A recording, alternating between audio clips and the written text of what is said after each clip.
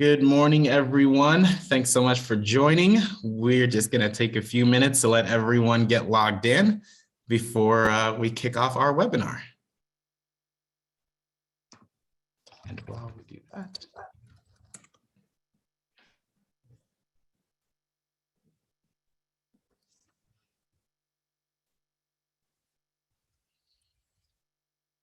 there's Derek. Make sure I get Derek set up.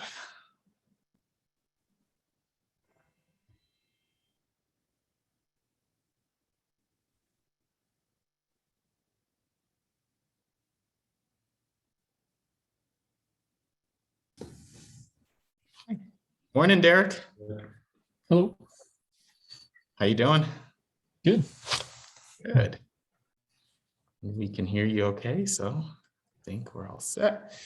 Looks like we still got some more folks joining, so I'll give it another minute.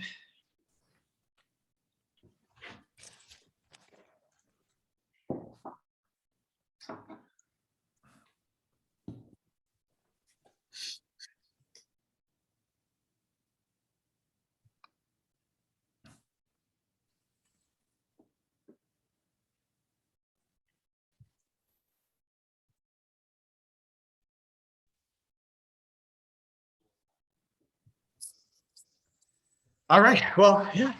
Good morning, everyone. Thanks so much for joining us on our monthly Income Lab webinar here. We are excited to host this conversation around the retirement distribution hatchet. Many of you may have already read Justin and Derek's Kitsis article that came out a few weeks ago. We got a lot of great feedback, so we figured we'd keep that conversation going and kind of have a deeper conversation around that topic. As always, I will host this meeting and I'll turn it to Justin and Derek, who will run the presentation. And then at the end, we'll come back for a Q&A session. So throughout the meeting, the webinar, if you have any questions, you can just submit them through the Q&A section here and keep track of that. You'll also be able to vote up questions or like questions to move them up in the queue, and then we'll just kind of work through the queue near the end of the webinar.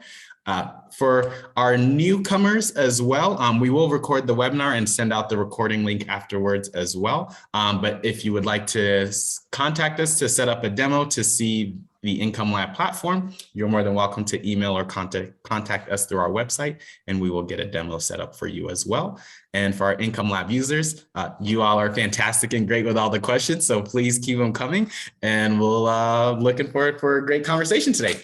Outside of that, guys, that's all I have. I will turn it to Justin and Derek and kick this thing off. All right, thanks, Malcolm, and thanks everybody for joining us as we get into the holidays here. I know there's a lot on people's schedules, so definitely appreciate taking some time out to talk about retirement income research. So we'll try to keep the presentation to about half an hour here. I'll kind of run through some slides.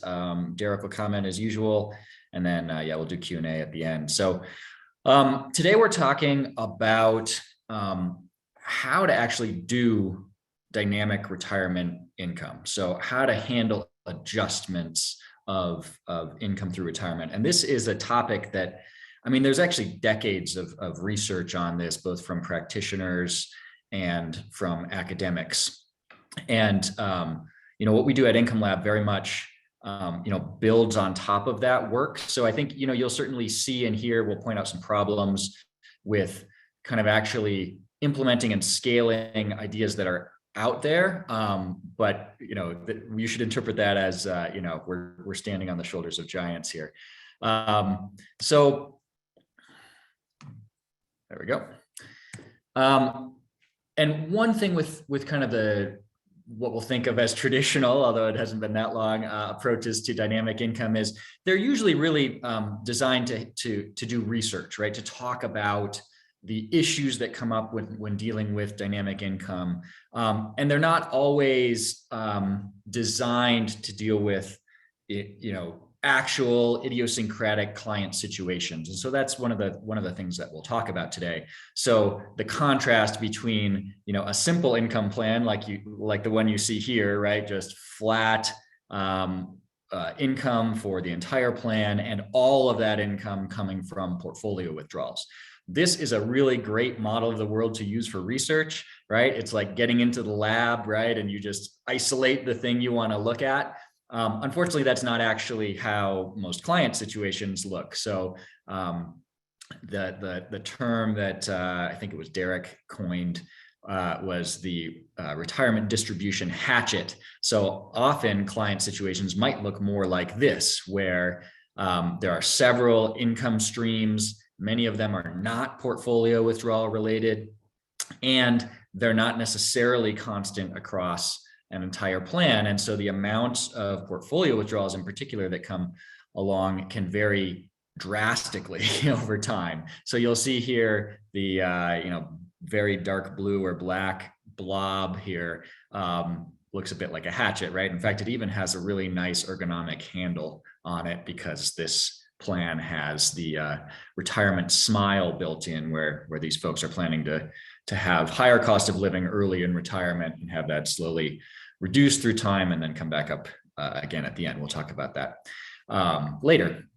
Now, it actually turns out that even for a simple plan, applying, some of the ideas in research can be actually still be problematic. So we'll touch on that as well. So digging into kind of what sorts of, and again, quote unquote, traditional approaches to dynamic income planning are out there. There's so many, we're not going to list them, and we're certainly not trying to pick on anybody. So, but I think we can view it as, okay, what are the triggers for adjustment and how are adjustments made? So typically triggers for adjustments are things like, is the portfolio balance up or down by some amount? So you might see something that says, for example, hey, if my portfolio balance is, at least 50% higher in inflation adjusted terms than it was when I started, I'll get to take a pay raise. Or it might say, is the withdrawal rate too high or too low? So maybe I'm taking $50,000 a year and I just keep doing that. I divide 50 by whatever my portfolio balance is, and that gives me my withdrawal rate. If that gets too high, I'll bump it down. If it gets too low, I'll bump my income up. Or we've seen a lot of people talk about what are sometimes called RMD methods, or things that are more kind of actuarially based, where it's just, hey, with the passage of time, we're going to update our income to kind of try to match it to our age. And then on the adjustment side, when any of these triggers happens, you might increase or decrease your income by a percentage or to a different point, like a withdrawal rate and so on. There might be a floor or a ceiling on that. So we've certainly seen that where it's maybe, hey, I'll never increase my income above 10 or 20% more than I started with, or below a certain amount, although that can add risk if we limit how low our income can go. Or we've seen things like, hey, we'll skip an inflation adjustment, or we'll take not a full inflation adjustment. So these are just some of the approaches that you'll see out there to triggers and how adjustments are made. And you can really see, where this is coming from, right? You can see, hey, if my portfolio balance is up from where I started, it feels like clearly risk has gone down compared to where I was. And so I can afford an increase. Same with withdrawal rates, right? Those seem to have an intuitive link to risk. And so adjusting based on withdrawal rates can make a lot of sense. Skipping an inflation adjustment, that's basically a way of reducing your real income in a way that might feel, almost like it didn't happen to a client, right? So you can really see where all these come from. And there are very reasonable, research ideas to approach. The issue that I mentioned is they don't scale really well to all situations. So again, the benefits are they can be, or at least seem, very easy to manage, right? Just a few kind of parameters to watch. I mentioned the intuitive link to risk, and there's a lot of research. So it's if you need a place to go to kind of try to understand these, there's published work on it.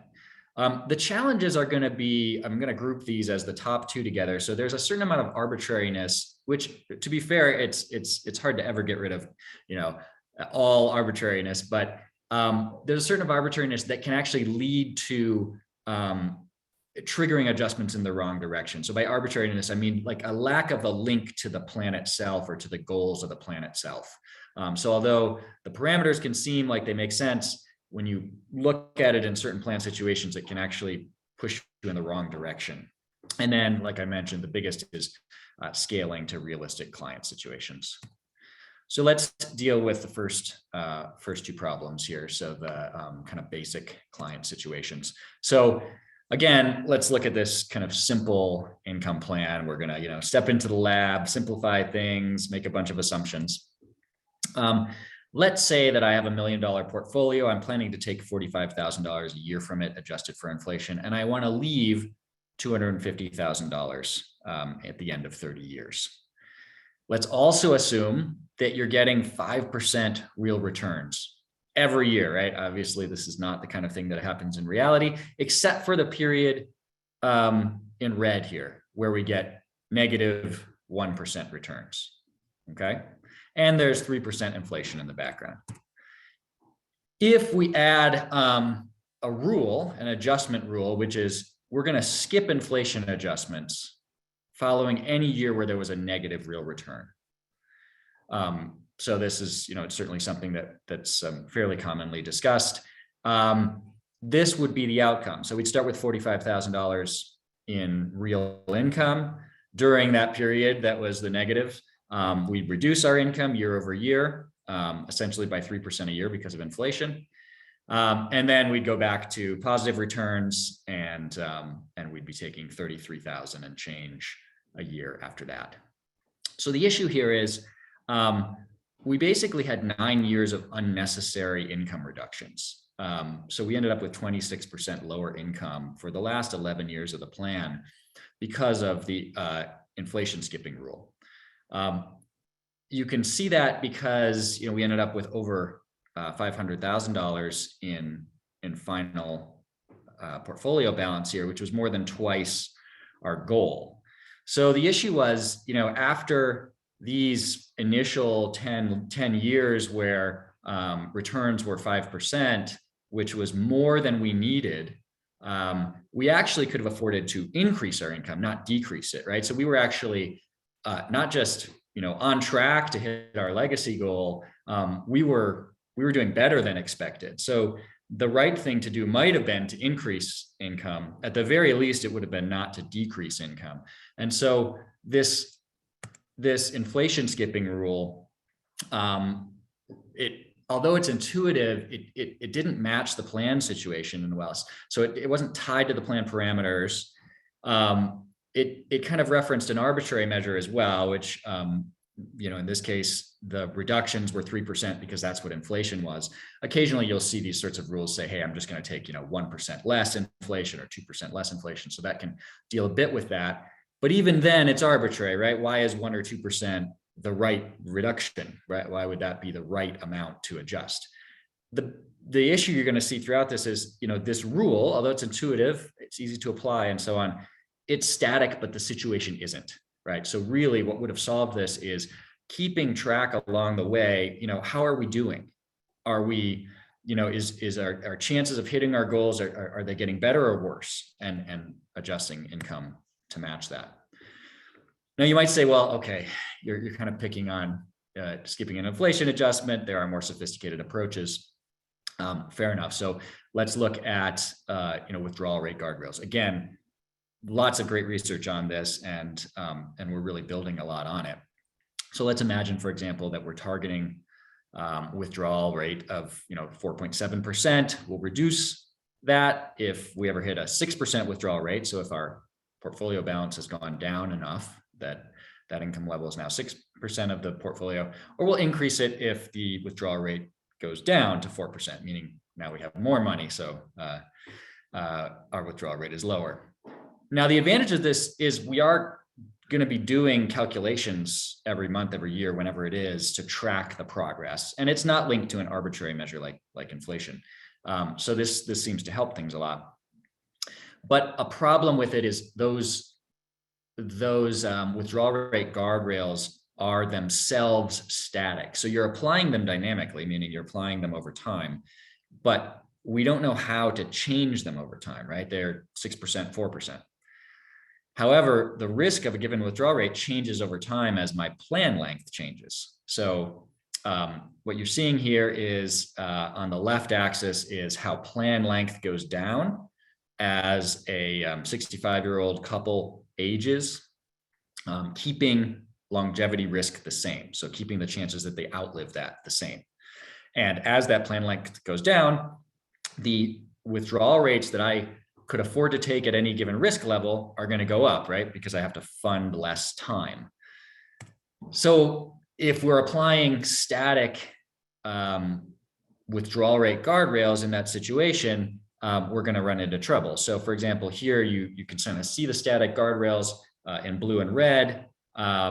Probably should have flipped the colors here, but you'll see how, although initially maybe the green line is what you're targeting here as sort of your comfortable withdrawal rate, comfortable risk rate. That line is hitting your reduce income guardrail by, it looks like, the late 70s here. And so these static guardrails would actually counsel us to reduce income, whereas in fact, if your withdrawal rate followed that curve, your risk hasn't changed at all. So it would be suggesting something that's sort of counterproductive in that case. This is, kind of the main issue with applying dynamic income in, through time with clients, is that we really always need something that gives us a realistic view of our risk at any given point in time. So setting static rules and guardrails and things at the beginning of a retirement is great, but we just need to keep doing that through time and changing them. So now we'll turn to the third problem, which was, scaling this not just through time, but across, an entire set of clients who might have lots of different situations. And really to more kind of realistic situations. So I mentioned at the beginning, the retirement smile. This is based on work by David Blanchett, although there are lots of other people who have talked about this concept as well. The concept that we tend to spend more earlier in our lives, earlier in retirement, when we're young, probably healthy, probably active. In fact, year over year, you might actually see some increases early in retirement, whereas then on an inflation adjusted basis, so for your kind of standard of living, that may start to go down as retirement proceeds. And then toward the end of life, you might see it tick up again. Now, this has a lot of benefits. One is, if you plan this way, you are likely matching a pattern of spending that people will actually see in their life. The other is that, the difference between planning for the smile and planning for what we call flat, or just inflation adjustments, but the exact same purchasing power, is pretty significant. So almost 20% more income early in retirement when it's probably needed, compared to planning for that flat spending pattern.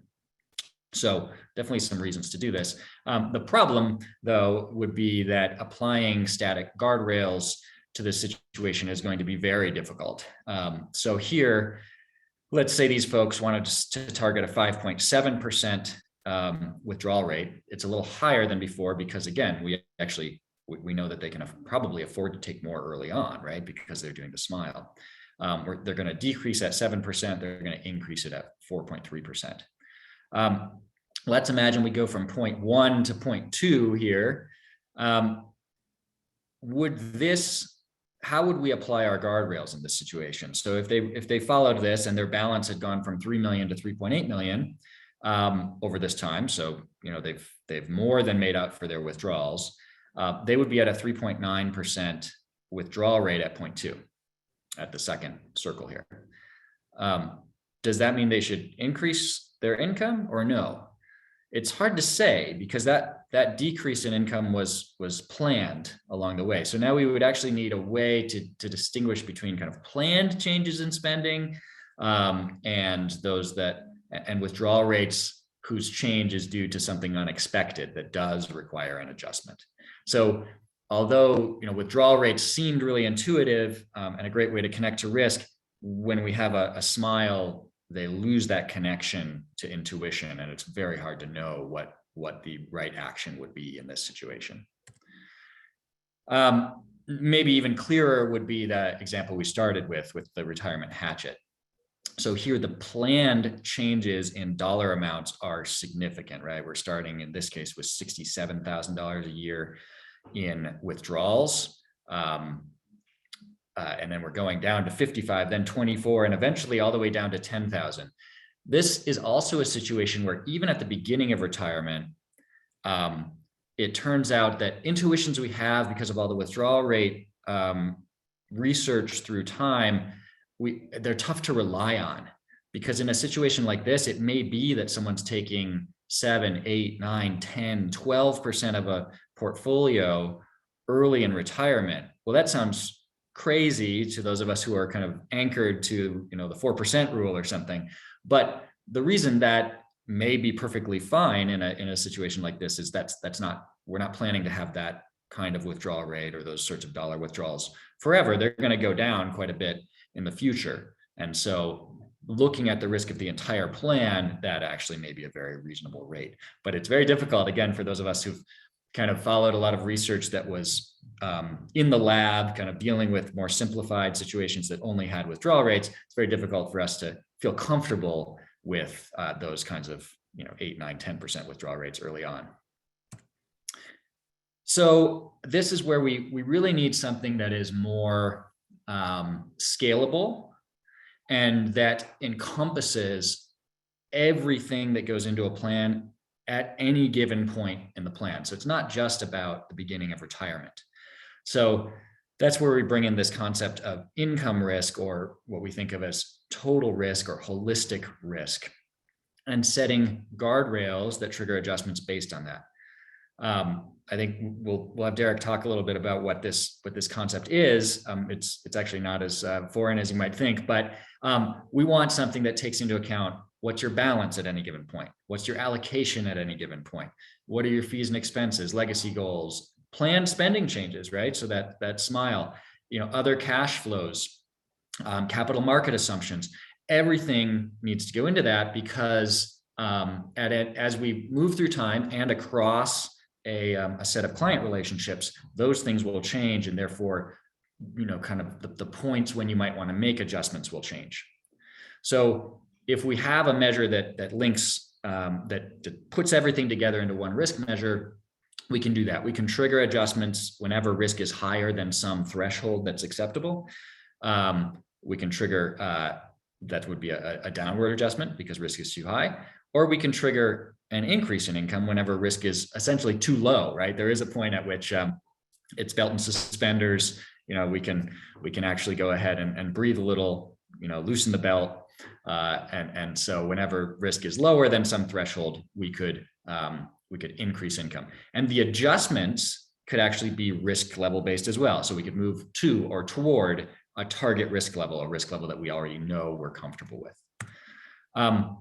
Just as an example, and the way that you might be able to conceptualize risk in this way is risk level in this chart is across the bottom. So a 0% risk would be the income level that we're estimating has no chance of needing a downward adjustment in the future.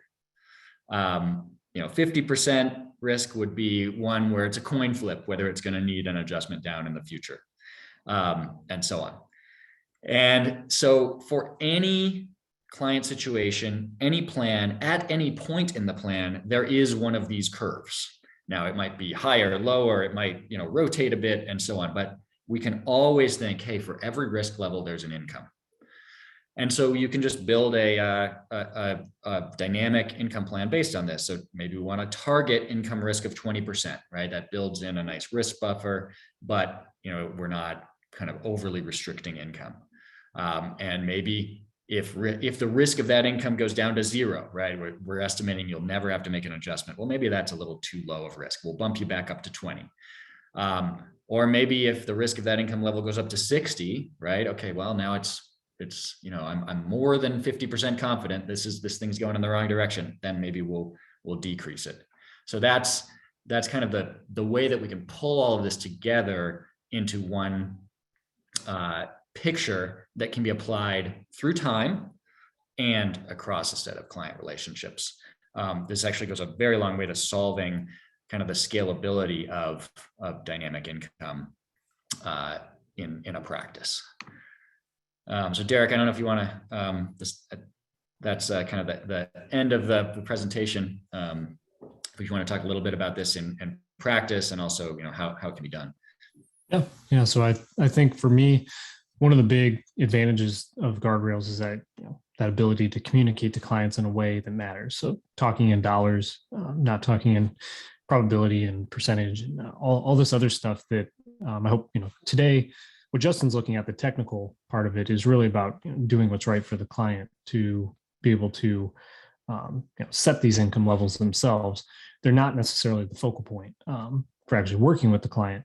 And that's where Guardrails are great, right? It tells somebody how much they can spend a day, tells them, where they would get an upward adjustment, where they get a downward adjustment, and what that adjustment would be. And I think particularly thinking about, that fear or anxiety that's always there. What if the market tumbles, and, the client could know, if the market falls 20%, maybe their guardrail doesn't come until 30%. So at least they know when that change is coming, and knowing what that change is ahead of time, because a lot of times it's not devastating. It's not that their income's going to get cut in half just because the market might have fallen significantly. So to me, that's the huge advantage of Guardrails.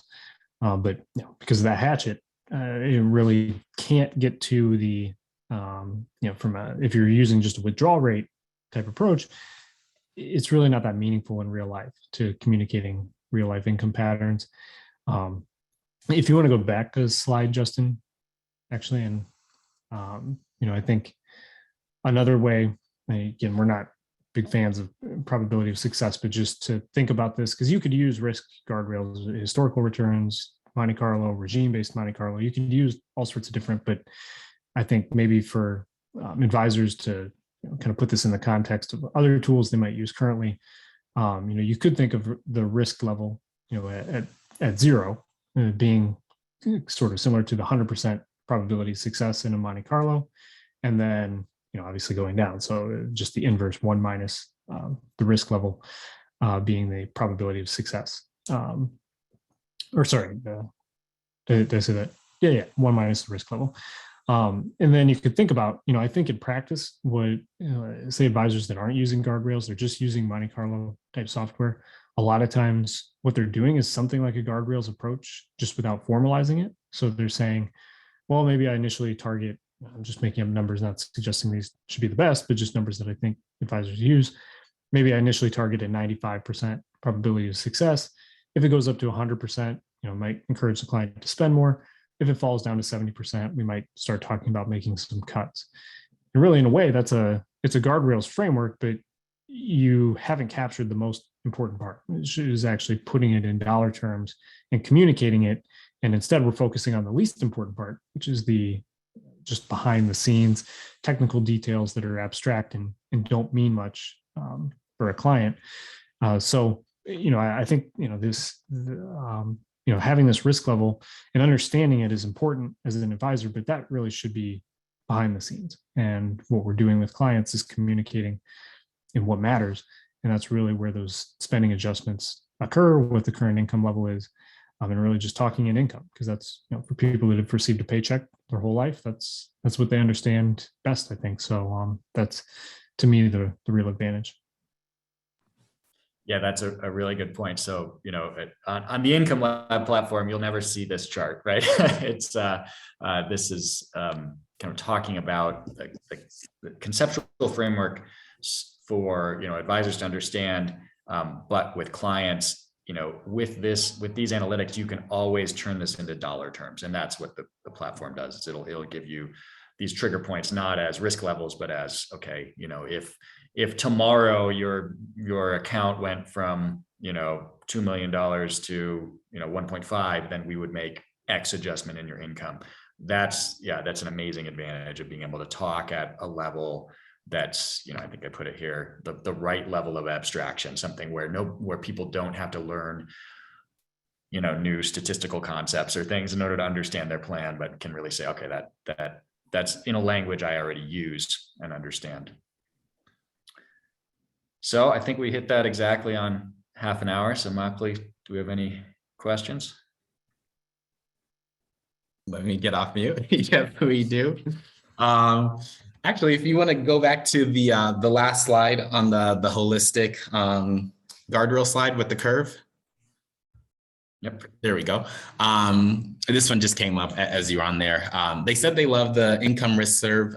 They asked, does or can Income Lab provide that actual curve for a client scenario? I know you said right now we don't have that, but is that something we can do potentially in the future? I mean, I don't see why not. I would definitely be careful about showing that sort of thing to clients.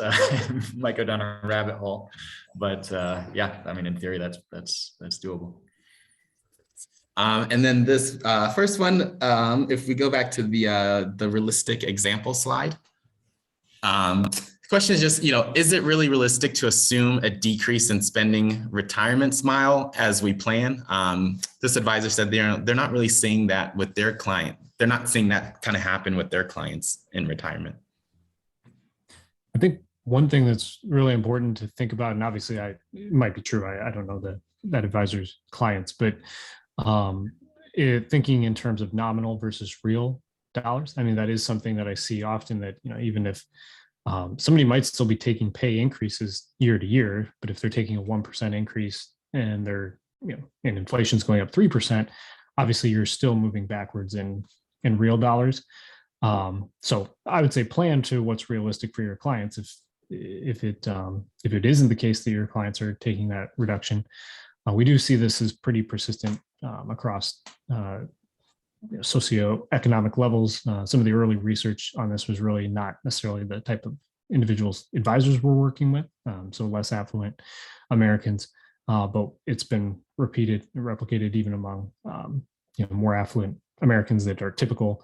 I think it's not the best evidence for it, but I think it was a JP Morgan study where they looked at households $1 million to $2 million investable assets, very much more typical of who advisors are working with, and we saw the same reduction in spending. So I think I think it's realistic to at least think about, but be mindful of the difference between nominal and real, because it might not feel like somebody's income is going down, even when it's still following the reduction levels you see here.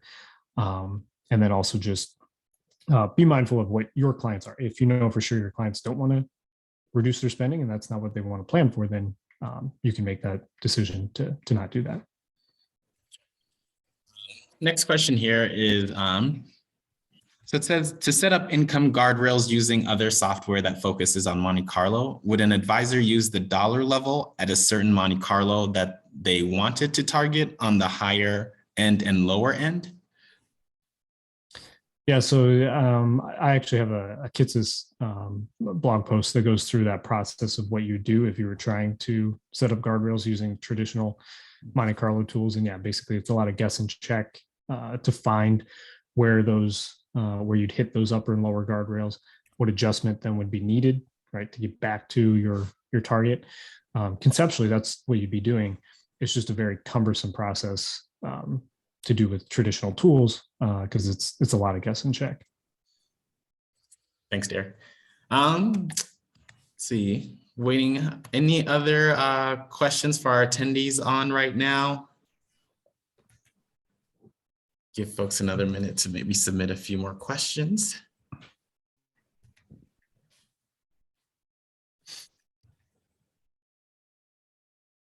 Oh, there we go. Okay.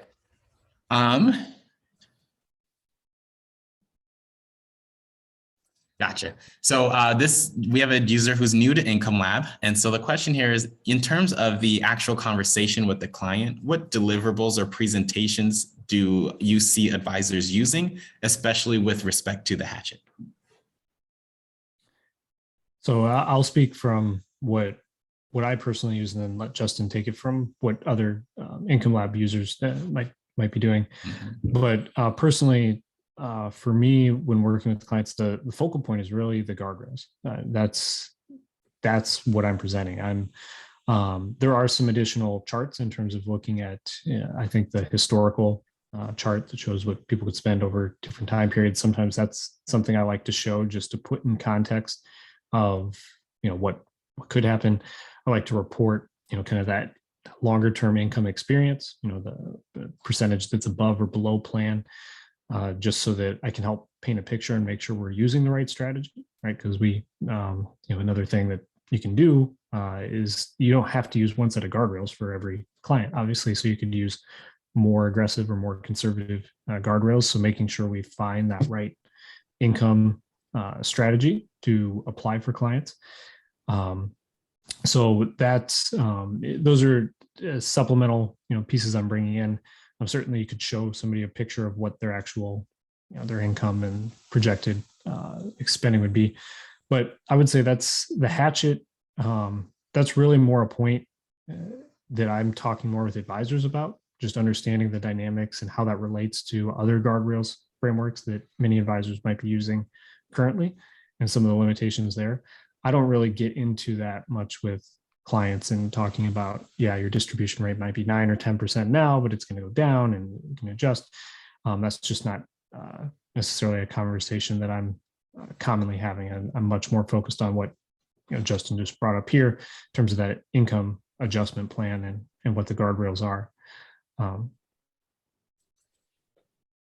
Yeah, I would agree. So there's both within the platform. If you run meetings, on a TV in your office, or meetings like this over the internet, you can just use this part of the dashboard, the income, and focus on the income adjustment plan, how it relates to balance or future projected balance.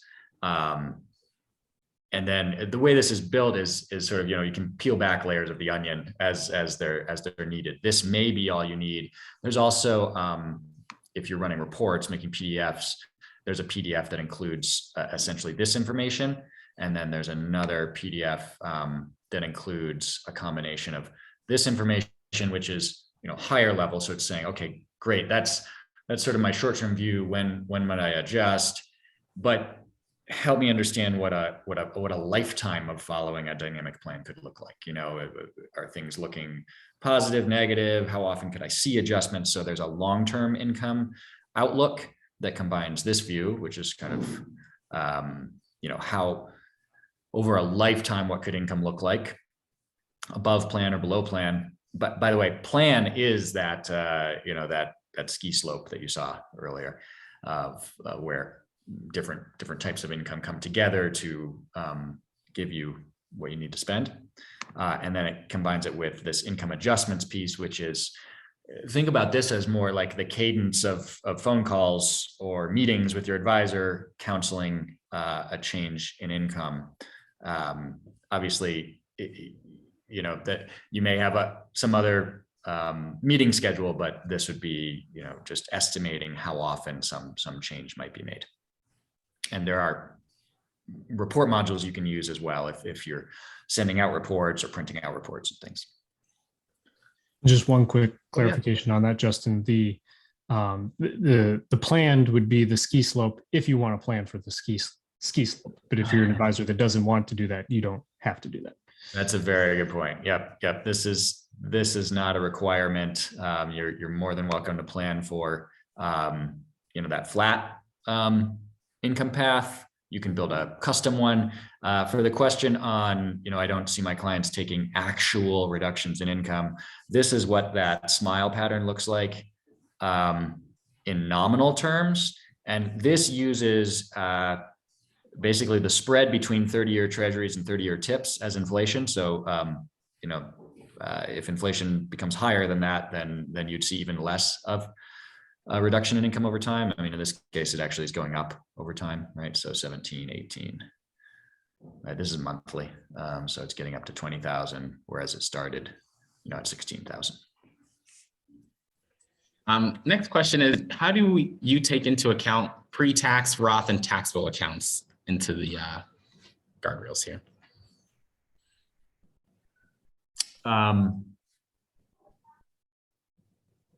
Let me think about how that, I think the biggest thing that comes into play with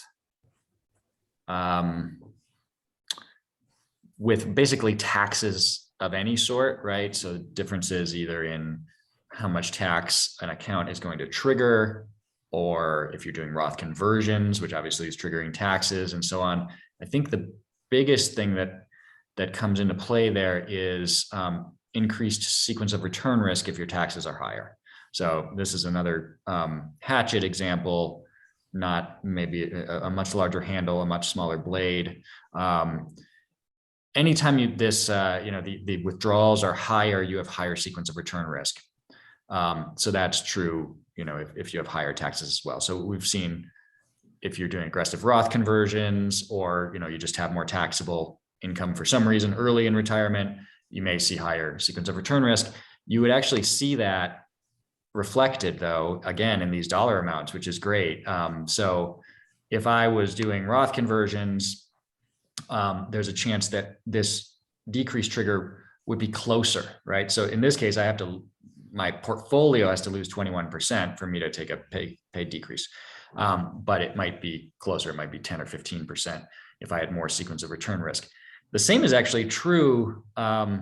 It just, the size of that hatchet blade increases your sequence of return risk. So there is, for many people, taking Social Security later, delaying it till 70 can be a good decision.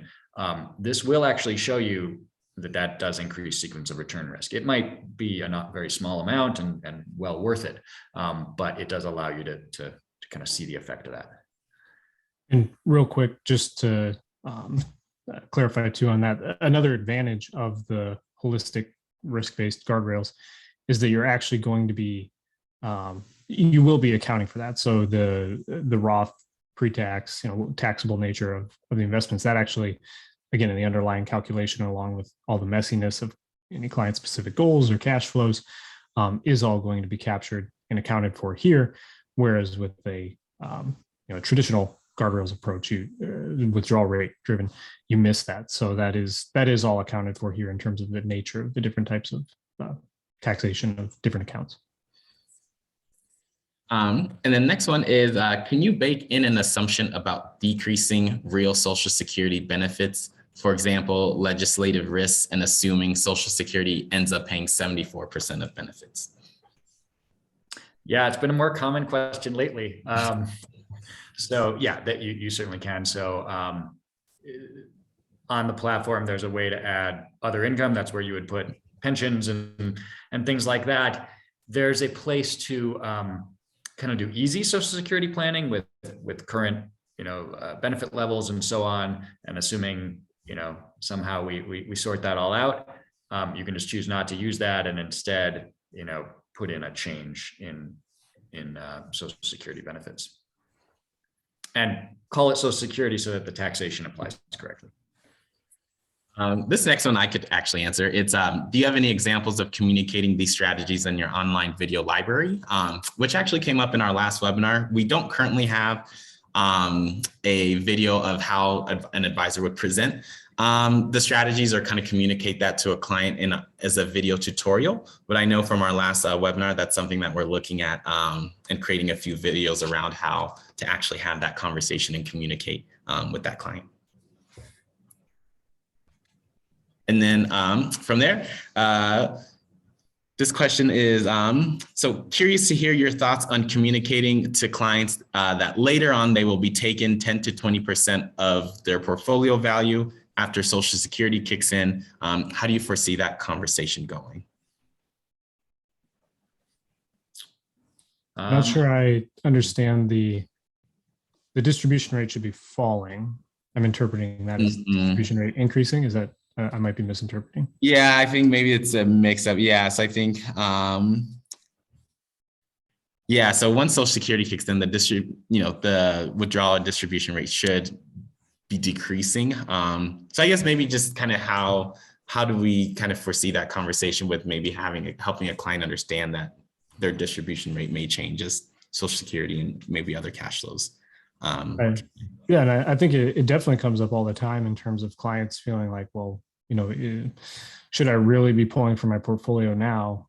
Should I turn on Social Security so that I don't have to pull as much from my portfolio? And it is, as Justin mentioned, there is sequence of return risk considerations there, but oftentimes just the increase you get from deferring Social Security and the benefit that has, I think tends to outweigh. I also totally kind of off topic of this, but Jeff Levine had a good Kitsis article a few weeks ago, or maybe it was last week, on reframing that Social Security conversation to be just a 6-month decision where they can retroactively continue to go back and make that decision.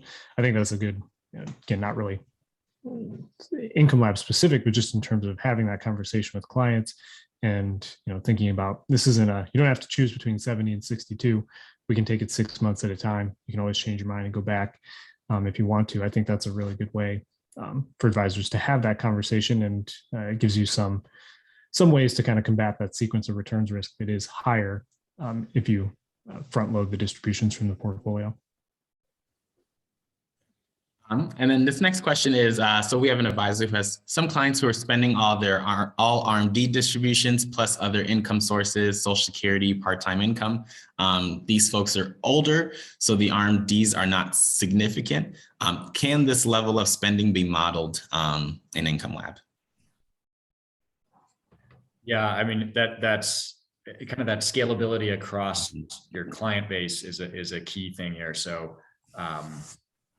the examples we've used were still simplified, still in the lab in the sense that, it's always a 65-year-old couple or something, but it scales completely to other ages. So they could be 80, they could be 75, and you would get, different plan lengths and different guardrails and modeling and so on. Yeah. I want to make sure, as I'm reading the question, Justin, is there a way to say, like, if somebody wanted to indicate that somebody was going to spend all their RMD and not save their RMD? Because I think that might be what the question was getting at, is the spending level might be changing over time because somebody's just spending all their RMD. I actually encourage clients not to look at it that way in terms of think about how much do they want to spend, and we'll work out the, what to do with the monies that might come from the RMD that aren't needed. But just to make sure we answer that question, I'm not sure. Yep. It looks like clarifying, yes, spending all their RMDs. Okay. So if, let's imagine that these folks were 72 or older. If this full income level, so this is monthly, but so multiply that by 12, not something I can do easily in my head, but if that, and then those withdrawals, 15,000 and change, if that's more than their RMDs or, right at their RMD level, then that will be the first thing that this system is saying you're spending, right? Because you got to take it either way. The same was actually would be true of, non-qualified deferred comp or, inherited IRAs or Roth IRAs. All of that's going to happen no matter what, as a sort of a tax thing, right? And then whether you spend it or not really just depends on what your income level is. And so anything that you're not using would be rolled over into taxable accounts because, well, rolled over is the wrong word, put into taxable accounts because they can't be rolled over. And then next question here is, this user is interested to know if you could combine the concepts of buckets. So kind of the few examples they gave were buckets being war chest bucket, income bucket, and growth bucket, and combine that concept with guardrails.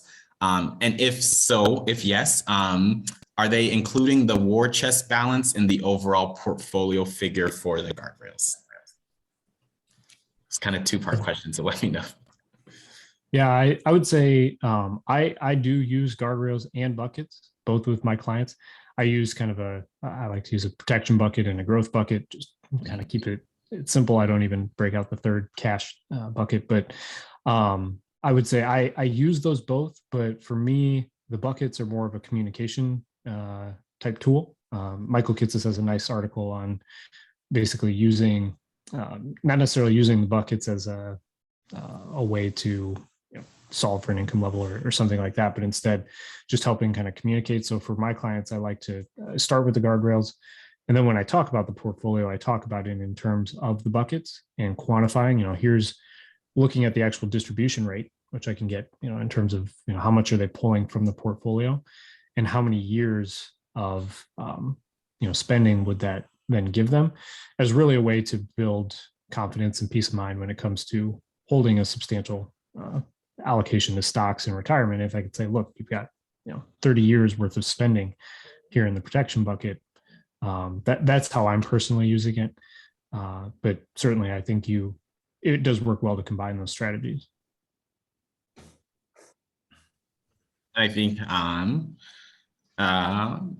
let's see here. That was last question so far. Any last questions as we're about in the last 10 minutes here before we wrap up? Give a few seconds for any last questions to come in. Okay. All right, guys. Well, hey, thank you guys so much. Always appreciate the time you guys take to write great content, really helping us learn more about Income Lab, but also just about Guardrails and some of the important features around dynamic retirement income planning, and also just taking the time to answer all these questions. For our users, as I mentioned, we will send out the recording link afterwards. So if you have any questions, feel free to reach out to our team and we're more than happy to hop on a Zoom call or answer your questions over email. For our newcomers, again, if you'd like to see a demo of the software, feel free to reach out to us through our website and we are more than happy to set that demo meeting up for you as well. And happy holidays to everyone as we are in the holiday season. Hope everyone can take some time off and just relax and enjoy a little bit of the holiday season here. And we'll be back next month with our next webinar. Thanks, everybody. Thank you so much, everyone. Derek, thank you as well. And you too, Justin. We'll see you guys next time. Take care.